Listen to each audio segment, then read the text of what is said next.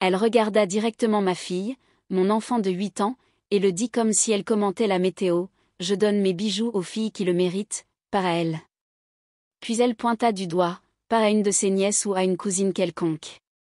Elle pointa du doigt Aria, ma fille, celle qui est dans cette famille depuis l'âge de 3 ans, celle qui appelle mon mari papa, parce qu'il a mérité ce titre de toutes les manières qui comptent. Elle n'est même pas vraiment de notre sang, ajouta-t-elle d'un haussement d'épaule, comme si c'était une simple évidence, comme si la valeur de ma fille pouvait se mesurer en ADN.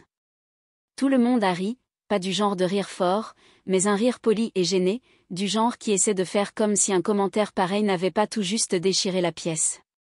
J'ai regardé autour de moi dans le salon, les visages auxquels j'ai souri pendant des années, les visages qui ont vu ma fille grandir, mais personne n'a dit un mot, pas une seule personne ne s'est levée pour la défendre. J'ai senti mon estomac se nouer. Je savais que Sylvia, ma belle-mère, avait toujours été distante avec Aria. Elle ne disait jamais « petite fille », seulement Aria.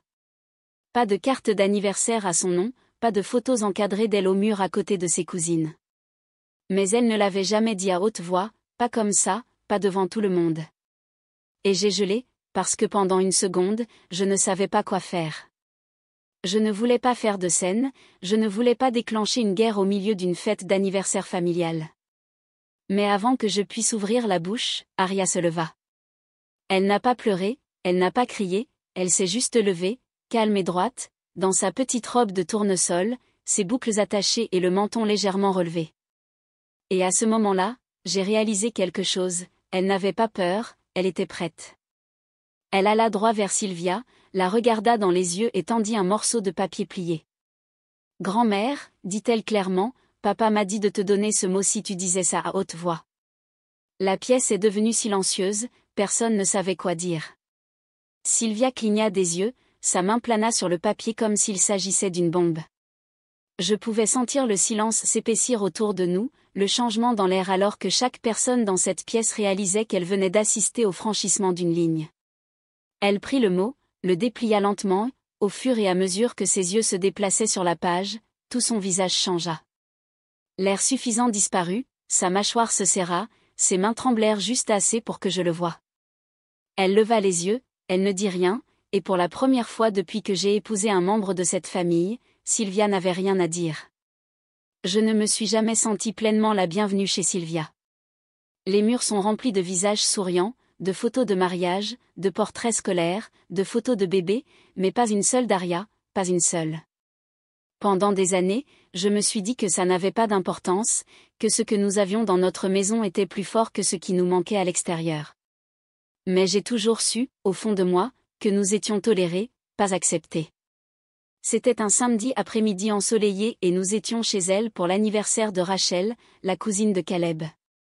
Sylvia avait mis le paquet, comme elle le fait toujours. Une longue table recouverte de serpentins, des piles de cadeaux, un buffet plein de nourriture que nous n'avions le droit de toucher qu'après son discours. Tout le monde était là, souriant, se faisant des câlins et faisant semblant que cette famille n'avait pas appris à choisir le silence plutôt que la confrontation. Caleb devait faire une garde tardive à l'hôpital, il est infirmier en soins intensifs, toujours calme sous pression, toujours prévoyant. Il détestait manquer les événements familiaux, surtout parce qu'il savait comment les choses pouvaient se passer sans lui. Avant de partir ce matin-là, il m'a embrassé sur le front, puis s'est agenouillé à côté d'Aria et lui a chuchoté quelque chose à l'oreille qui l'a fait sourire.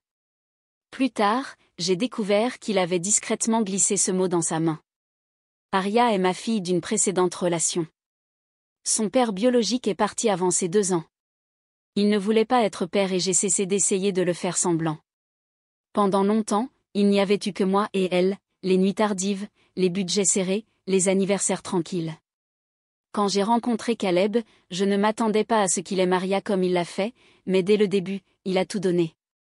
Il la tenait comme si elle était faite de verre, il l'appelait « ma chérie », et lui apportait des tournesols à chaque récital scolaire. Elle l'appelle maintenant « papa », non pas parce que je le lui ai demandé, mais parce qu'elle l'a choisi. Sylvia n'a jamais aimé ça, je pense que ça lui fait quelque chose. Elle a 2 autres petites filles du frère aîné de Caleb, et ce sont sa fierté et sa joie. Des robes assorties à Noël, des pyjamas hebdomadaires, de petits médaillons en or avec leurs initiales. Elle n'a jamais essayé de cacher sa préférence. Je le voyais dans la façon dont elle ne faisait que les complimenter, dans la façon dont elle appelait Arya, ma chérie, de cette manière vague et détachée que les gens utilisent lorsqu'ils essaient de rester polis. Mais elle n'a jamais rien dit de direct, pas avant ce jour-là, à la fête. Arya courait avec les autres enfants, ses cheveux bouclés volaient derrière elle alors qu'elle traversait la cour. Elle riait de tout son corps, comme elle le fait toujours. C'était l'un de ces rares moments où elle avait l'air entièrement insouciante. Je me tenais sur le patio à la regarder siroter une tasse en plastique de limonade, essayant d'ignorer la douleur dans ma poitrine qui ne disparaissait jamais vraiment lorsque nous étions ici. Sylvia est sortie en portant une boîte en velours. Je savais que c'était la boîte à bijoux avant même qu'elle ne l'ouvre. Elle en a fait tout un spectacle, se promenant auprès de chaque femme de la famille, leur laissant jeter un coup d'œil à l'intérieur, leur chuchotant avec une flamboyance dramatique comme si elles étaient au courant d'un secret royal. Je suis restée silencieuse, je ne me souciais pas de ses bijoux, je me souciais de la façon dont elle faisait sentir Arya petite. Ma mère avait l'habitude de me dire, certaines personnes blesseront votre enfant juste pour vous atteindre. Je ne l'ai jamais compris jusqu'à ce que je devienne mère moi-même. Quand quelqu'un aime votre enfant à condition, cela coupe plus profondément que tout ce qu'il pourrait jamais dire à votre sujet. Et Sylvia, elle n'a jamais manqué une occasion de me rappeler où Arya se situait dans sa hiérarchie imaginaire. Caleb m'a dit un jour, ma mère aime le contrôle, elle joue les favorites pour ne pas être remise en question. Mais en ce qui concerne Arya, ce n'était pas seulement du contrôle, ça avait l'air personnel. À l'intérieur, les enfants se rassemblaient autour du gâteau. Arya se tenait près du bord, un peu séparée des autres.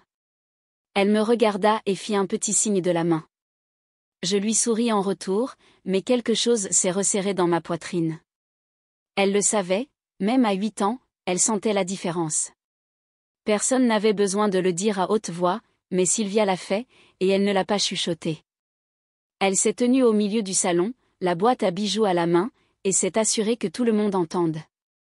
C'est à ce moment-là que tout a changé, c'est à ce moment-là que le silence a finalement cessé de la protéger. À l'intérieur de la maison, l'air était épais de cette fausse chaleur que les gens utilisent lorsqu'ils ne veulent pas faire face à la réalité. Les enfants étaient par terre avec des assiettes de gâteaux et de soda, les adultes étaient près de l'îlot de cuisine avec des verres à vin et des sourires de façade, le genre d'atmosphère où les gens évitent le contact visuel au cas où quelqu'un dirait quelque chose d'honnête. Sylvia entra au centre de la pièce en tenant sa boîte à bijoux en velours comme si elle était la reine d'une cour royale. Elle tapota le couvercle avec son doigt pour attirer l'attention de tout le monde, sans attendre que la pièce se taise, elle commença, j'y ai réfléchi, je ne rajeunis pas, ces pièces. Elle fit une pause pour faire effet et ouvrit la boîte. Elle mérite d'aller aux filles qui perpétueront notre héritage, pas n'importe qui, celles qui le méritent vraiment. Quelques femmes se sont penchées plus près, sa nièce Meghan a laissé échapper un doux « oh » devant l'éclat d'une vieille broche, quelqu'un a applaudi poliment. C'était une performance et ils jouaient tous leur rôle. Sylvia se tourna lentement, balayant la pièce pour s'assurer qu'elle avait l'attention de tout le monde, puis ses yeux se posèrent sur Arya. J'étais debout à quelques mètres, assez près pour voir ce qui allait arriver avant qu'elle ne le dise. Pas elle, dit-elle clairement, levant le menton. Elle n'est même pas vraiment de notre sang. J'ai entendu les mots avant même de les avoir entièrement traités. Ils ont frappé comme une gifle, pas fort, mais assez net pour laisser une marque. Il y a eu un mouvement maladroit de pied, quelqu'un a ri. Ce n'était pas un vrai rire, c'était le genre de son que les gens font lorsqu'ils veulent faire semblant de ne pas avoir entendu la cruauté déguisée en honnêteté. J'ai regardé autour de la pièce, personne n'a rien dit, ni la sœur de Caleb, ni sa tante, ni les cousins, ni les oncles, ni les grands-parents, juste le silence et cet affreux amusement factice. Et Arya était là, elle tenait une assiette en papier avec un cupcake à moitié mangé, sa joue encore un peu rose après avoir couru dehors. Elle cligna des yeux une fois lentement, comme si elle avait besoin d'une seconde pour comprendre ce qui venait d'être dit, puis elle me regarda. J'ai senti mon corps se tendre, mon premier instinct était d'aller la prendre dans mes bras pour nous sortir de là, pour ne plus jamais revenir. Mais je n'ai pas bougé, non pas parce que je ne voulais pas, mais parce qu'Arya a fait quelque chose avant que je puisse, quelque chose que je n'oublierai jamais de toute ma vie. Elle a fait un pas en avant, elle n'a pas pleuré, elle n'avait pas l'air confuse ou embarrassée, elle avait l'air calme, stable, comme si ce n'était pas la première fois qu'elle se sentait petite dans cette pièce, mais c'était la première fois qu'elle n'allait pas laisser passer ça. Elle s'approcha de Sylvia et plongea sa main dans la petite poche latérale de sa robe, puis elle sortit un morceau de papier plié et le tendit. « Grand-mère, dit-elle assez fort pour que tout le monde entende, papa m'a dit de te donner ce mot si tu disais ça à haute voix. » Il n'y avait aucune hésitation dans sa voix, elle ne tremblait pas, elle ne bégayait pas, elle était juste là, tendant le mot comme si c'était la chose la plus ordinaire au monde. Sylvia cligna des yeux, surprise. Elle regarda autour de la pièce, soudain incertaine d'elle-même, puis elle tendit lentement la main et prit le mot. Sa main tremblait un peu, ses lèvres se sont resserrées en une ligne tendue. Elle baissa les yeux et commença à lire. La pièce est tombée dans un silence presque sacré. On pouvait entendre le froissement du papier alors qu'elle le déplia. Je l'ai regardé bouger ses yeux ligne par ligne. Je n'ai pas pu voir son expression complètement, mais j'ai vu assez. Sa bouche a tremblé, non pas d'amusement ou de fierté, mais quelque chose de plus difficile à placer. Elle n'a pas levé les yeux, elle a continué à lire et plus elle allait loin, plus son visage changeait, ses mains se sont resserrées sur le papier, sa posture s'est redressée puis s'est affaissée légèrement, comme si les mots lui coupaient le souffle. Elle n'a rien dit, ni à Aria, ni à moi, ni à personne dans la pièce. Elle a replié le mot avec des mouvements lents et délibérés et l'a posé sur la table basse, puis, sans regarder une seule personne, elle s'est retournée et est sortie de la pièce. Personne ne l'a suivie. Pendant quelques secondes, il y a eu un silence complet. La télévision en arrière-plan continuait de diffuser une vieille sitcom, mais personne ne regardait. Tout le monde regardait toujours la porte par laquelle Sylvia venait de disparaître. Et Aria, elle est revenue vers moi, les cupcakes toujours à la main, et s'est assise à côté de moi sur le canapé. Elle a posé sa tête contre mon bras comme si rien ne s'était passé, mais quelque chose s'était passé, tout avait changé. Alors que la porte se refermait derrière Sylvia, la pièce semblait respirer à nouveau. La tension n'a pas disparu, mais elle a changé. Elle ne venait plus d'elle, elle était avec nous, le reste d'entre nous, lourde et impossible à ignorer. Aria s'est appuyée contre moi et j'ai passé mon bras autour d'elle, toujours stupéfaite par ce qu'elle venait de faire. Ma fille, âgée de 8 ans, s'était levée devant une pièce pleine d'adultes et s'était comportée avec plus de grâce que la plupart des gens de son âge. Je l'ai regardée et j'ai chuchoté, « Ça va ?» Elle a hoché la tête. Papa m'a dit qu'elle pourrait dire quelque chose de méchant, il a dit que le mot aiderait. J'ai embrassé le haut de sa tête, essayant de ne pas la laisser voir à quel point j'étais secouée. J'étais fière, mais j'étais aussi furieuse, et en dessous de ça, je souffrais d'une manière qu'il est difficile de décrire. Je voulais crier sur tout le monde dans cette pièce qui était resté silencieux. Je voulais exiger des réponses aux gens qui avaient laissé passer le moment comme si de rien n'était. Au lieu de cela, j'ai tenu ma fille et l'ai laissée prendre les devants. C'était son moment et elle a choisi la force. Plus tard dans la soirée, après que la fête se soit dissipée et que les gens aient commencé à partir sans vraiment dire au revoir, nous sommes rentrés à la maison et j'ai appelé Caleb. Il a décroché au deuxième coup de téléphone. « Salut », a-t-il dit d'une voix fatiguée. « Comment ça s'est passé ?» J'ai fait une pause, puis je lui ai tout raconté, chaque mot que Sylvia a dit, chaque silence qui a suivi, chaque père Dieu qui a détourné le regard au lieu d'intervenir. Et puis je lui ai raconté ce qu'Aria avait fait. Il y a eu une pause de son côté de la ligne, je l'ai entendu respirer. « Elle lui a vraiment donné le mot ?» a-t-il demandé. « Oui, comme tu le lui avais dit. » J'ai entendu sa voix changer, il avait l'air fier, mais aussi peiné. « J'avais peur que ce moment arrive », a-t-il dit. Que ma mère le dise enfin à haute voix. J'espérais qu'elle ne le ferait pas, mais je savais que si elle le faisait, je devais être claire. C'est là que j'ai demandé, qu'est-ce qui était écrit dans le mot? Il a gardé le silence un instant. Je l'ai écrit le jour où Aria m'a appelé, papa, pour la première fois. Je savais que ma mère ne l'accepterait jamais, pas comme elle le méritait. Alors j'ai écrit tout ce que je voulais dire si elle franchissait la ligne. Je ne voulais pas crier ou me disputer sur le moment. Je voulais qu'elle le lise et sache que si elle faisait jamais sentir Aria comme moins qu'un membre de la famille, elle me perdrait aussi.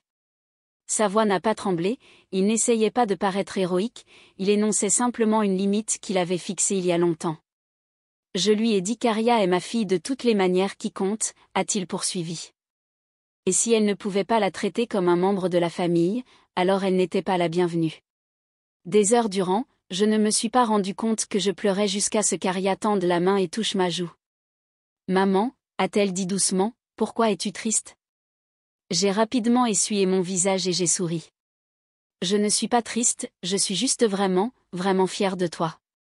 Caleb est rentré à la maison 1 heure plus tard. Dès qu'il est entré, Aria a couru vers lui. Il s'est agenouillé et l'a prise dans ses bras si fort qu'elle a crié. Tu étais incroyable, lui a-t-il dit. Tu étais plus courageuse que la plupart des adultes. Elle l'a regardé les yeux grands ouverts. Grand-mère était en colère? Il l'a regardé dans les yeux et a dit, peut-être, mais je ne m'inquiète pas pour grand-mère, je suis fière de toi et je t'aime. Elle a hoché la tête, satisfaite de cette réponse, et est allée dans sa chambre. Quand il s'est levé, je suis allée dans ses bras et je l'ai tenu longtemps. J'aurais dû faire quelque chose plus tôt, j'ai chuchoté. Non, a-t-il dit. Tu l'as protégée de 1000 manières silencieuses. Aujourd'hui, elle s'est protégée elle-même. Ça veut dire qu'on a fait quelque chose de bien. Cette nuit-là, après avoir couché Aria, nous nous sommes assis sur le canapé et nous avons parlé de ce qui allait suivre.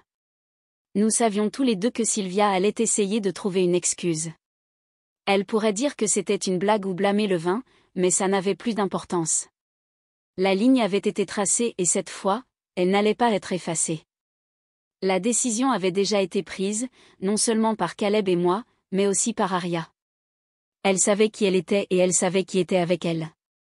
Le lendemain matin, j'ai reçu un texto de la sœur de Caleb. Il disait simplement, qu'est-ce qui était écrit dans le mot? Je n'ai pas répondu tout de suite.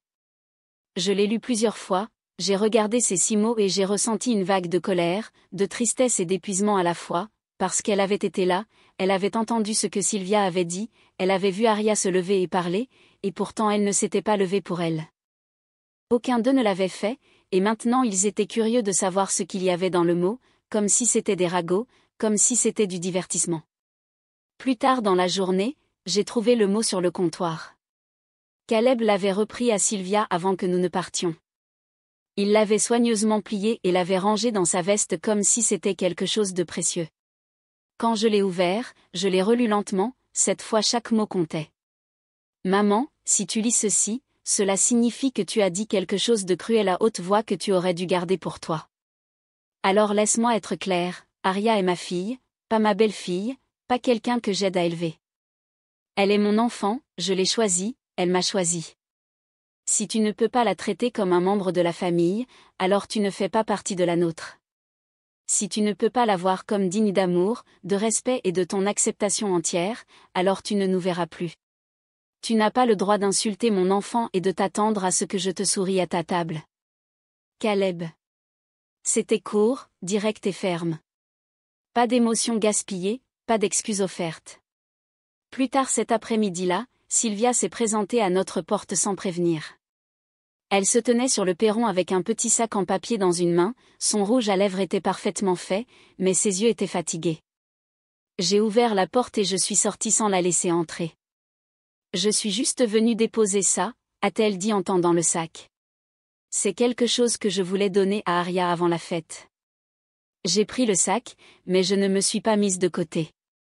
Elle est à l'intérieur, ai-je dit, mais elle ne veut pas te voir en ce moment. La bouche de Sylvia a tremblé, comme si elle voulait se disputer, mais elle s'est arrêtée. Elle a regardé au-delà de moi dans le couloir, puis de nouveau vers moi. C'est une fille intelligente, a-t-elle dit, très posée. Elle tient ça de son père. J'ai dit simplement, Sylvia a sursauté, elle n'avait pas l'habitude d'être mise à l'écart. Je suppose que je le méritais, a-t-elle marmonné. Je n'ai pas répondu. Elle a plongé dans son sac à main, a sorti une enveloppe pliée et l'a tendue. Pour Caleb, a-t-elle dit. Je ne m'attends pas à ce qu'il appelle. J'ai pris l'enveloppe et j'ai hoché la tête. Elle est restée là un moment de plus, puis s'est retournée et s'en est allée sans dire au revoir. J'ai fermé la porte et je suis allée chercher Aria. Elle était dans sa chambre en train de colorier. Je me suis assise à côté d'elle par terre. Grand-mère est passée, ai-je dit. Elle a laissé quelque chose pour toi. Arya a levé les yeux et a pris le sac en papier avec précaution. Elle l'a ouvert et en a sorti une petite pochette en velours. À l'intérieur se trouvait un petit médaillon en argent, simple, sobre, probablement de la même boîte à bijoux que Sylvia avait montré la veille. Arya l'a retourné dans sa main et a dit « Puis-je le donner à Lily ?» Lily était sa meilleure amie de l'école. « Tu peux faire ce que tu veux avec, ai-je dit. C'est à toi maintenant. » Elle a souri et l'a mise de côté. Ce soir-là, Caleb a lu la lettre de sa mère en silence. Quand il a fini, il me l'a tendue.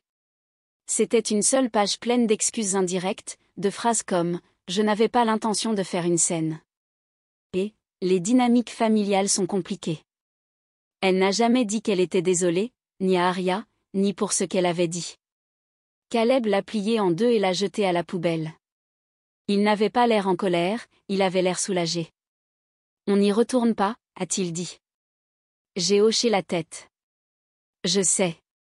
Dans les jours qui ont suivi, quelque chose a changé. Caleb a cessé de répondre aux textos de groupe, nous avons cessé d'être invités au dîner de famille. Le silence était fort au début, puis il est devenu paisible. Pour la première fois, nous ne portions plus le poids d'être tolérés, nous vivions en famille sans avoir à nous battre pour notre place à la table de quelqu'un d'autre. Arya n'a plus jamais parlé de Sylvia. Elle n'a jamais pleuré, elle n'a jamais évoqué la fête. Mais un soir, alors que je la mettais au lit, elle m'a regardé et m'a demandé « Est-ce que je vous appartiens ?» J'ai embrassé son front et j'ai dit « Tu es le cœur de notre famille. » Elle a souri et s'est retournée, tirant sa couverture jusqu'à son menton, et juste comme ça, j'ai su que nous avions tout ce dont nous avions besoin. 2 semaines après la fête, nous avons reçu une invitation de mariage de l'un des cousins de Caleb. Elle est arrivée par la poste, adressée à Caleb et sa famille, sans mention de moi, sans mention d'Arya, un message subtil enveloppé dans du papier cartonné et une écriture cursive. Caleb l'a jeté sans la lire. Il n'y a pas eu de dispute, pas de confrontation, pas de scène finale où tout est crié à travers une table de dîner. La porte s'est simplement fermée et nous avons choisi de ne plus la rouvrir. Au début, le calme était étrange. Nos week-ends tournaient autour des fêtes d'anniversaire, des baby showers, des textos de groupe demandant qui apportait quoi.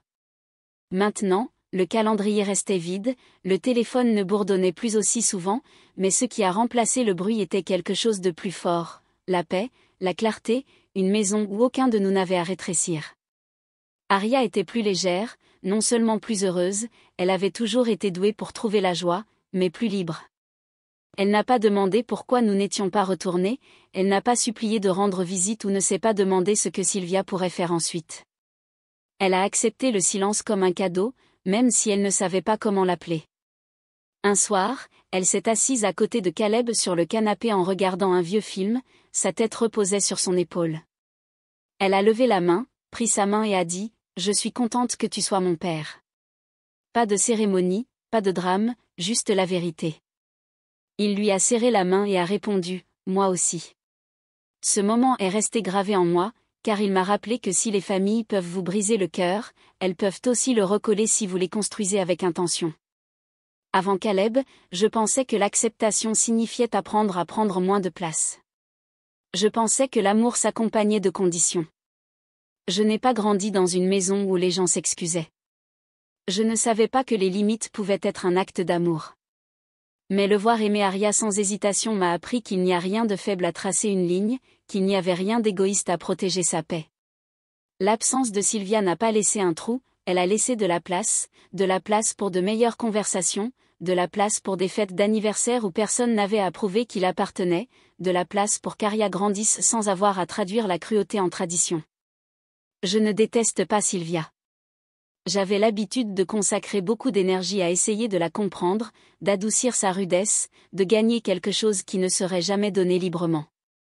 Mais je n'ai plus besoin de son approbation, et plus important encore, Arya n'en a jamais eu besoin, parce qu'elle avait Caleb, elle m'avait et elle savait elle-même.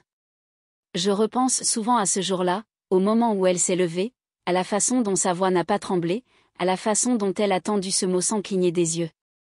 Cela a tout changé, non seulement la pièce, non seulement notre relation avec Sylvia, mais quelque chose à l'intérieur de moi. Pendant des années, j'ai pensé que mon travail était de maintenir la paix, ou que protéger Arya signifiait garder les choses calmes. Mais la vraie paix ne vient pas du silence, elle vient de la vérité. Cette petite fille dans sa robe de tournesol me l'a rappelé, et c'est ce que je porte avec moi maintenant. Quand les gens demandent pourquoi nous n'allons plus aux événements familiaux de Caleb, je ne donne pas de longues explications. Je dis que nous faisons ce qui est le mieux pour notre fille. Certaines personnes comprennent, d'autres non, mais la vérité est que je ne dois aucune explication à personne pour avoir choisi l'amour plutôt que l'héritage.